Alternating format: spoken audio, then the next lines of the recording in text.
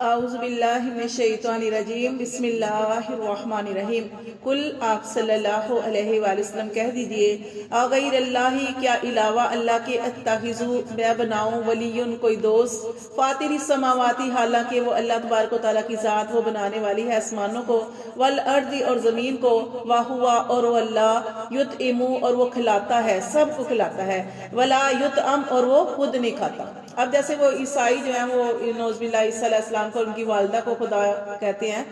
تو وہ دیکھیں خدا وہ نہیں ہوتا جو کھاتا ہے، تو عیسیٰ علیہ السلام بھی کھانا کھاتے تھے اور ان کی والدہ بھی، تو اللہ تعالیٰ فرماتے ہیں کہ رب تو وہ ہے کہ جو کھلاتا ہے دوسروں کو کھلاتا ہے ولا یطعم اور جو نہیں کھاتا۔ کل آپ صلی اللہ علیہ وسلم کہہ دیجئے انی بے شک میں تو حکم دیا گیا ہوں، یعنی مجھے تو حکم دیا گیا ہے ان اکونا کہ میں ہو جاؤں اولا سب سے پہلا من اسلم وہ جس نے اپنا سر جھکا دیا، یعنی جو مسلمان ہو گیا سب سے پہلے مسلمان ہو جاؤں۔ ولا تکونن مسلمان سے مراد ماننے والا، اس حکم کو ماننے والا، ولا تکونن اور میں نہ ہو جاؤں من المشرکین شرک کرنے والوں میں سے۔ کل آپ صلی اللہ علیہ وسلم کہہ دیجئے انی بے شک میں اخاف میں ڈرتا ہوں ان عصیتو کہ اگر میں نے نافرمانی کی ربی اپنے رب کی عذابا تو عذاب ہوگا یوم عظیم بڑے دن کا عذاب۔ میں یصرف اور جس سے پھیر دیا جائے گا انہو اس سے یوم عظیم اس دن، یعنی اس دن سے مراد قیامت والے دن۔ اللہ فرماتے ہیں کہ جس دن قیامت والے دن جس سے عذاب پھیر دیا جائے گا فقد رحمہ تو اس دن وہ خاص اللہ کی رحمت میں ہوگا۔ ٹھیک ہے، بے شک جیسے یہ کہ انسان اپنے اعمال کی وجہ سے اعمال کرنے چاہیے، اعمال جو ہیں وہ ضروری ہیں، لیکن پھر بھی اپنے عملوں پہ بھروسہ نہیں کرنا کہ ہمارے جو عمل ہیں یہ ہمیں نجات دے دیں گے۔ جیسے آپ کو ایک واقعہ بتایا گیا تھا کہ 500 سال سے ایک آدمی عبادت کر رہا تھا اور ایسی چٹیل میدان میں جا کے اس نے عبادت کی تھی اپنے گھر بار سب کو چھوڑ کے، تو اس نے اینڈ میں کیا کہا تھا، اللہ سے یہی دعا کی تھی کہ اللہ تبارک و تعالیٰ میری جو عبادت ہے، اس نے پہلے تو یہ کہا کہ جب میری موت آئے تو سجدے کی حالت میں آئی، اللہ نے اس کی دعا قبول کی کیونکہ وہ عبادت کرتا تھا، اللہ ہر وقت اللہ کا ذکر اذکار کرتا تھا، کوئی وقت ایسا نہیں تھا کہ جس ٹائم وہ اللہ کی عبادت نہیں کرتا تھا۔ 500 سال اس نے عبادت کی، 500 سال عبادت کرنے کے بعد پھر جب اس کا معاملہ اللہ کے ہاں پیش کیا گیا تو وہ اس نے کیا کہا، اللہ مجھے میری عبادت کے صدقے مجھے جنت میں داخل کر۔ اللہ تعالیٰ نے کیا فرمایا، اس طرح کی بات نہ کرو بلکہ اللہ سے اس کا رحم طلب کرو کہ اللہ سے یہ کہو کہ اللہ اپنی رحمت کے صدقے مجھے جنت عطا فرما، لیکن اس نے کہا نہیں، میں نے اللہ اپنے گھر بار بیوی بچے سب کچھ ماں باپ چھوڑ دیا اور صرف اللہ تیری خاطر ایک جگہ پہ چھپ پہ تیری عبادت کی ہے۔ تو اللہ تعالیٰ فرماتے ہیں اگر تو نے میری عبادت کی تھی تو وہاں پہ میں نے ایک انار کا جو درخت لگا دیا تھا، تو کیا تو نہیں دیکھتا کہ وہ اس کا تو کوئی بھی موسم پھل ہوتا ہے، اس کا کوئی موسم ہوتا ہے، لیکن میں ہر وقت 500 سال میں نے وہ درخت تیرے لیے لگایا، اس کا پھل کبھی نہیں سوکھا، اور میں نے میٹھے پانی کا چشمہ، اگر تو میرے لیے عبادت کرتا تھا تو میٹھے پانی کا چشمہ میں نے تیرے لیے بہایا تھا، تو وہاں سے پانی پیتا تھا، تو پھل کھاتا تھا، اور تو نے 500 سال ایسے گزارے۔ اگر تو نے میری عبادت کی ہے تو میں نے بھی تیرے لیے وہاں پہ بیٹھے کھانے پینے کا انتظام کیا ہے۔ تو اب تو یہ نہ کہہ کہ مجھے، بلکہ یہ کہہ کہ اللہ مجھے اپنی رحمت کے صدقے، لیکن اس نے ضد کی، تو پھر جب اس کا حساب کیا گیا تو اس کی اللہ تعالیٰ نے فرمایا فرشتوں سے کہ چلو ٹھیک ہے، اس کی عبادت لے کے آؤ۔ ایک پلڑے میں اس کی عبادت رکھی گئی 500 سال کی، اور ایک طرف اس کی صرف ایک آنکھ رکھی گئی۔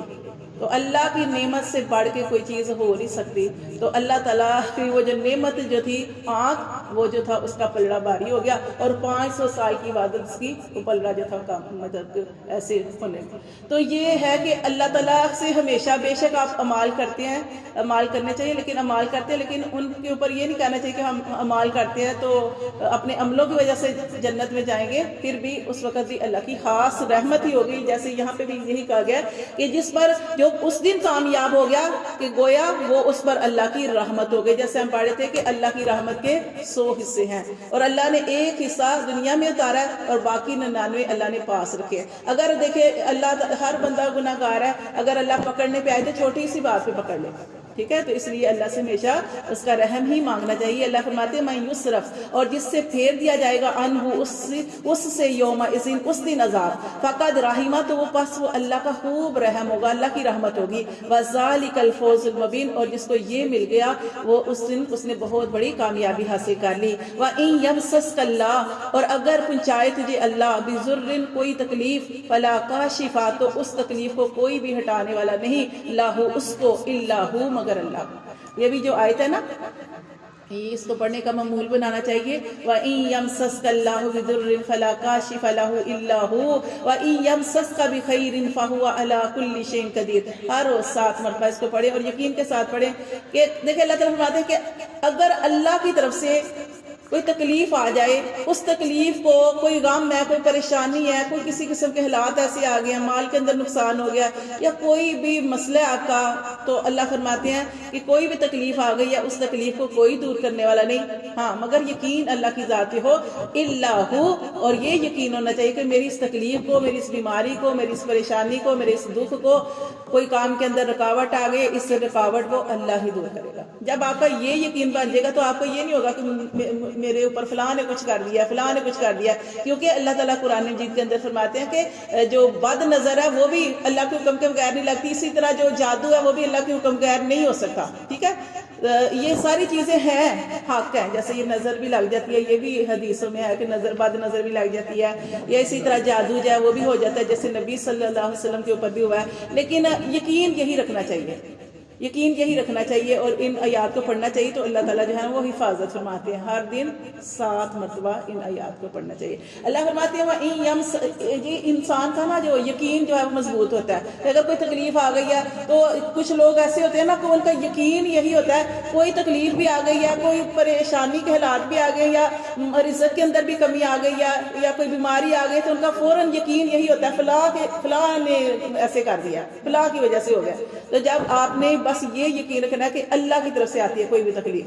اللہ کا حکم ہوتا ہے تو یہ پھر ہی ہوتا ہے نا، بے شک وہ اس بندے کا بھی کردار ہوتا ہے جو بری نظر بھی لگا لیتے ہیں سارا کچھ، لیکن یہ کہ اللہ کے حکم کے بغیر کسی کو کوئی مسئلہ نہیں آ سکتا۔ اللہ فرماتے ہیں وَإِن يَمْسَسْكَ اللَّهُ بِضُرٍّ، اور اگر پہنچائے تجھے اللہ کوئی تکلیف، فَلَا كَاشِفَ لَهُ اس تکلیف کو کوئی بھی ہٹانے والا نہیں، إِلَّا هُ مگر وہ اللہ ہی کی ذات۔ کوئی ایک حدیث بھی ہے نا جس میں ارشاد فرمایا گیا، نبی صلی اللہ علیہ وسلم کی حدیث کا مفہوم ہے کہ اگر ساری دنیا کے سارے لوگ، اگلے پچھلے جتنے گزر چکے ہیں وہ بھی، اور جنہوں نے آنا ہے وہ بھی سارے جمع ہو جائیں، اور جنات بھی جمع ہو جائیں، دنیا کی ہر چیز جمع ہو جائے، اور کسی کو نقصان پہنچانے کا ارادہ کرے، تو جب تک اللہ کا ارادہ نہ ہو وہ کسی کو نقصان نہیں پہنچا سکتے، اور جب تک، اور اگر ساری دنیا کسی کو فائدہ پہنچانا چاہتی ہے اور اللہ نہیں چاہتا تو کسی کو فائدہ نہیں پہنچ سکتا۔ تو یہ یقین ہونا چاہیے کہ ہر چیز اللہ کے حکم سے ہی ہوتی ہے۔ اللہ فرماتے ہیں تکلیف کو کوئی ہٹانے والا نہیں، الا ہو مگر وہ اللہ ہی ہے، وَإِن يَمْسَسْكَ بِخَيْرٍ اور اگر پہنچائے اللہ تجھے کوئی بلائی، فَهُوَ تو پس وہ عَلَى كُلِّ شَيْءٍ قَدِيرٌ وہ اللہ ہر چیز پر قادر ہے۔ آپ کے لیے کوئی کام مشکل ہو سکتا ہے، میرے لیے مشکل ہو سکتا ہے، ناممکن کو ممکن کرنا اللہ کے لیے آسان ہے۔ اللہ فرماتے ہیں انما امرہ اذا اراد شیئا ان یقول لہ کن فیکون، اللہ کے لیے آسان ہے، اللہ کے لیے ہر کام آسان ہے۔ تو آپ دیکھتے نہیں جیسے سورۃ بقرہ کے اندر پڑھا ہم نے، اللہ تعالیٰ نے کیسے داؤد علیہ السلام کو بھی کیسے اللہ تعالیٰ نے بادشاہت عطا فرما دی تھی۔ پیچھے واقعہ بھول گیا داؤد علیہ السلام کا کہ انہوں نے ایک ہاں طالوت اور جلوت والا وہ جو واقعہ ہے، اور کیسے اللہ تعالیٰ نے اس کو بادشاہ وہ پیغمبر کو بھی، ہاں تو اللہ تعالیٰ سب کچھ کرنے پہ قادر ہے۔ اللہ تعالیٰ نے بادشاہت بھی دے دی، بچی کی وہ جو شادی بھی ہو گئی، اور پھر اللہ نے پورے ملک کا بادشاہت عطا فرما دی۔ تو یہ اللہ تعالیٰ کے لیے کوئی چیز جو ہے مشکل نہیں ہے، اللہ کے لیے ہر کام آسان ہے، اور ہر چیز اللہ ہی کی دسترس میں ہے۔ تو اللہ فرماتے ہیں اللہ تعالیٰ ہر چیز پر قادر ہے، وَهُوَ الْقَاهِرُ اور وہ اللہ غالب ہے، فوق عبادی اپنے بندوں کے اوپر غالب ہے، وَهُوَ اور وہ اللہ حکیم الخبیر وہ حکمت والا ہے، وہ اللہ باخبر ہے۔ اللہ تعالیٰ حکمت والا ہے اور اللہ تعالیٰ خوب باخبر ہے۔ قل آپ صلی اللہ علیہ وآلہ وسلم کہہ دیجئے ایّ شیء اکبر کس کی گواہی جو ہے، اکبر شیء شہادتاً، کل آپ صلی اللہ علیہ وسلم کہہ دیجئے ایّ شیء اکبر شہادہ کہ کس کی گواہی سب سے زیادہ بڑی ہے۔ قل اللہ، کہہ دیجئے کہ اللہ ہی کی۔ اب یہ کافر مشرک لوگ جو تھے وہ نبی صلی اللہ علیہ وسلم سے کہتے تھے کہ آپ اگر اللہ کے رسول ہیں تو کوئی گواہی دے، کوئی گواہی پیش کریں۔ تو نبی صلی اللہ علیہ وسلم کیا فرماتے تھے کہ میرے پاس تو اللہ کی گواہی ہے اور اللہ ہی کی گواہی سب سے بڑی ہے۔ شہید، وہ اللہ گواہ ہے، بینی و بینکم، میرے درمیان اور تمہارے درمیان،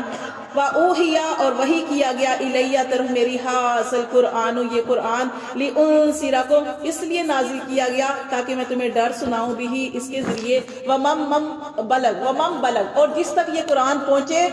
اس کو بھی، اِنَّکُم، کہ تم، لَتَشْهَدُونَ، کہ تم ضرور کیا تم گواہی دیتے ہو، اَنَّا، یہ کہ مَا اللہ، اللہ کے ساتھ۔ نبی صلی اللہ علیہ وسلم فرما رہے ہیں کہ اِنَّکُم، کیا تم، لَتَشْهَدُونَ، تم گواہی دیتے ہو، اَنَّا مَا اللہ، کہ اللہ کے ساتھ آلِہَةً اُخْرَىٰ، اللہ کے ساتھ کوئی اور بھی معبود ہے۔ جیسے وہ شرک کرتے تھے تو نبی صلی اللہ علیہ وسلم فرماتے ہیں کہ کیا تم گواہی دیتے ہو کہ اللہ کے ساتھ اور بھی کوئی خدا ہے؟ قل، پھر آپ صلی اللہ علیہ وسلم فرماتے ہیں لا اشہد، میں نہیں گواہی دیتا۔ تم گواہی دے سکتے ہو کہ اللہ کے ساتھ کوئی شریک ہے، لیکن میں گواہی نہیں دیتا کہ اللہ کے ساتھ کوئی شریک ہے۔ قل، کہہ دیجئے، انما، بے شک وہ، هو الہ واحد، وہ اللہ تو ایک ہی خدا ہے، وہ ایک ہی اللہ ہے۔ واننی، اور بے شک میں، بریء، میں بیزار ہوں یا بریء ذمہ ہوں، مما، اس سے، تشرکون، جو تم شریک ٹھہراتے ہو۔ اللہ سینا، اور وہ لوگ، آتینہم الکتاب، اللہ تعالیٰ فرماتے ہیں وہ لوگ جن کو ہم نے کتاب دی، یعرفونہ، وہ اس کو پہچانتے ہیں ایسے، کما یعرفون، جیسے کہ پہچانتے ہیں ابناءہم، اپنے بیٹوں کو۔ اللہ فرماتے ہیں وہ لوگ جن کو ہم نے کتاب دی وہ اس کو پہچانتے ہیں۔ ہو کی ضمیر کس کی طرف جا رہی ہے؟ نبی صلی اللہ علیہ وسلم کی۔ یعرفونہ، وہ اس کو پہچانتے ہیں، کما یعرفون ابناءہم، ایسے پہچانتے ہیں اس نبی صلی اللہ علیہ وسلم کو کہ جیسے انسان اپنے بیٹے کو دور سے پہچان لیتا ہے، ایسے نبی صلی اللہ علیہ وسلم کو پہچانتے۔ کیوں پہچانتے تھے؟ وہ اس وجہ سے کہ اللہ تعالیٰ نے آدم علیہ السلام سے لے کر عیسیٰ علیہ السلام تک ہر نبی کو اس نبی کے بارے میں بتایا کہ اس نبی کی خاطر ہی یہ آخری نبی ہوں گے، اور اسی کی خاطر میں نے ساری کائنات کو پیدا کیا۔ اور نبی صلی اللہ علیہ وسلم کی ساری اوصاف جو تھے وہ بھی بیان کیے گئے، نبی صلی اللہ علیہ وسلم کی ہجرت بیان کی گئی، یہ ساری چیزیں جو تھی، اور یہ بھی بتایا گیا کہ نبی صلی اللہ علیہ وسلم جہاں پہ ہجرت کر کے تشریف لے کے جائیں گے وہ وہاں پہ کھجوروں کے باغات ہوں گے، ٹھیک ہے، مدینہ شریف۔ تو یہ ساری چیزیں تھی بتائی گئی تھی، آپ سے سب کے اوصاف، حلیہ مبارک، سب کچھ جو تھا بتایا گیا تھا۔ تو اس لیے اللہ فرماتے ہیں کہ وہ نبی صلی اللہ علیہ وسلم کو ایسے پہچانتے تھے کہ جیسے انسان دور سے اپنے بیٹے کو پہچان لیتا ہے۔ اللہ فرماتے ہیں اللہ سینا، اور وہ لوگ، خاسرو، نقصان اٹھایا انہوں نے، انفسہم، اپنی جانوں کا، اپنی جانوں کا انہوں نے نقصان کیا، ایسے لوگوں نے، کنہوں نے؟ جنہوں نے پہچاننے کے باوجود آپ کا انکار کیا۔ فَهُمْ لَا يُؤْمِنُونَ، بس وہ ایسے لوگ ہیں جو کبھی بھی ایمان نہیں لائیں گے، جو کبھی بھی یقین نہیں کریں گے۔ صدق اللہ۔